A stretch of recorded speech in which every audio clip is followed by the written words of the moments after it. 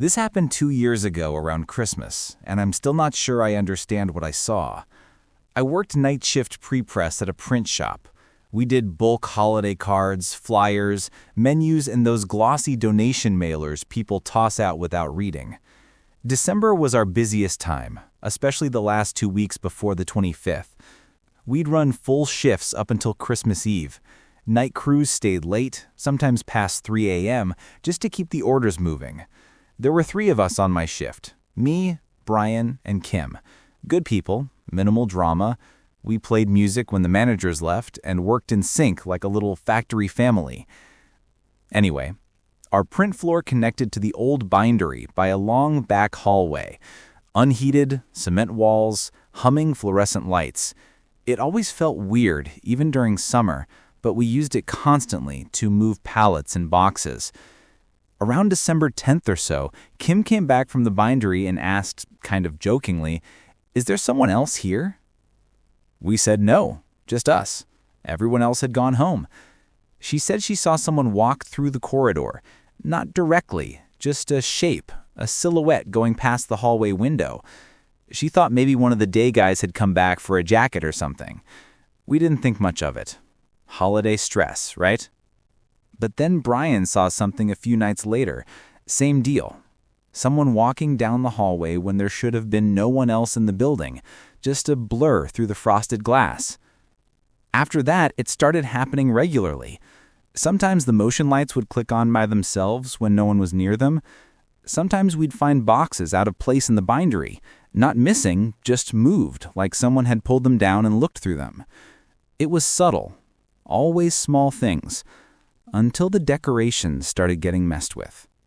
We had one of those cheap company trees set up by the break room, fake pine, plastic ornaments, string lights that flickered orange. Management made a show of plugging it in every night before they left, company spirit, blah, blah. But one morning, after a heavy shift, I walked past it on my way out and noticed the lights were off. Not just unplugged, the plug was still in. The cord was fine, but the lights weren't working. Kim told me later she saw them flicker on around 2 a.m. the night before, just for a second, but no one was near it. Next night, Brian found one of the ornaments shattered on the floor. Middle of the room. No one had touched the tree. No one even liked the tree. We started joking that the ghost hated Christmas. But the mood started shifting. Kim got quiet. Brian was always kind of a dry guy, but now he looked tired, edgy. Said he kept waking up around 3:30 a.m. every morning, even on his off days. I asked why. He said, "I don't know. I keep dreaming I'm in the hallway." That was the first time any of us mentioned it out loud, that the hallway was the part none of us wanted to talk about. Then came December 23rd.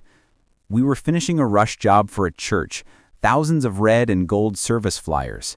Brian was loading boxes onto a pallet when the hallway lights cut out. Not flickered, cut. Instant blackout, like someone hit a switch. He dropped the box. I went to check the panel, but the lights turned back on before I touched anything. And Brian, he was just standing there, still looking down the hallway. He said, very calmly, "There was a woman." I asked what he meant. He said, "In the hallway. Just standing there, looking at me." We walked the entire corridor together. Nothing. Empty. Kim came with us. No one found anything. But Brian wouldn't go back into the bindery that night. He stayed on the main floor until shift ended. That was his last shift. He didn't quit, just stopped showing up. Didn't answer texts. Kim and I finished the Christmas Eve job ourselves. It was quiet. Just the 2 of us. No music. We barely spoke. Around 2:50 a.m., I went to the break room for coffee. When I came back, Kim was standing in front of the tree. The lights were on, flickering in a pattern that didn't look random. I asked her what she was doing. She said, "There's something in the reflection." I looked. The break room has a little window that reflects the tree when it's lit. It's always made the room look warmer than it is. But this time, the reflection didn't match.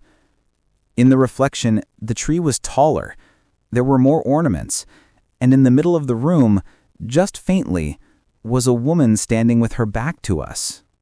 Not moving, not clear, just a silhouette, like someone left behind in an old photo. I turned around fast. Nothing there, just the real room. Tree still flickering.